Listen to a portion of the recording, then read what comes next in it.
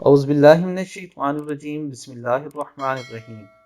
السلام علیکم ورحمۃ اللہ وبرکاتہ۔ اذان کے وقت 5 کام۔ دوستو، کون سے ایسے 5 کام ہیں جو اذان کے وقت ضرور کرنے چاہیے؟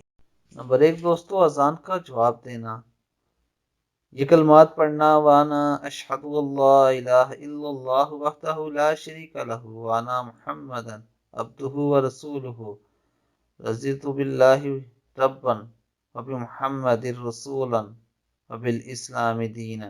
ترجمہ: میں اللہ کے رب ہونے، محمد صلی اللہ علیہ وآلہ وسلم کے نبی ہونے اور اسلام کے دین ہونے پر راضی ہوں۔ اذان کے بعد آہستہ آواز میں نبی کریم صلی اللہ علیہ وآلہ وسلم کی ذات گرامی پر درود بھیجنا۔ اذان کے بعد یہ دعا پڑھنا: اللہم رب ھذہ الدعوۃ التامۃ والصلاۃ القائمۃ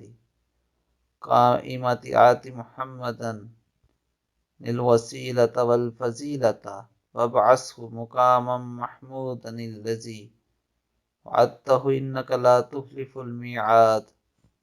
اپنے جائز حاجات و ضروریات کے بارے میں دعائیں مانگنا۔